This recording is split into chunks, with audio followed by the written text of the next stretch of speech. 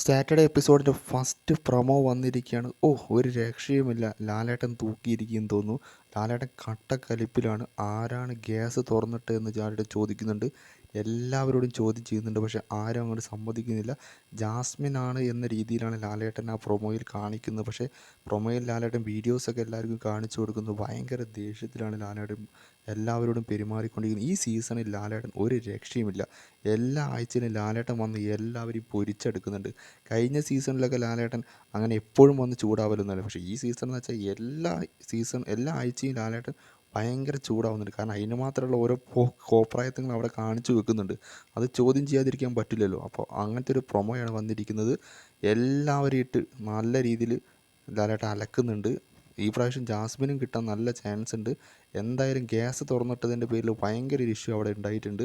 അതിൻ്റെ പ്രൊമോയാണ് ഇപ്പോൾ വന്നിരിക്കുന്നത്. ഞെട്ടിക്കുന്നൊരു പ്രൊമോ തന്നെയാണ് ഇപ്പോൾ വന്നിരിക്കുന്നത്. കട്ടക്കലിപ്പിലാണ് ലാലേട്ടൻ.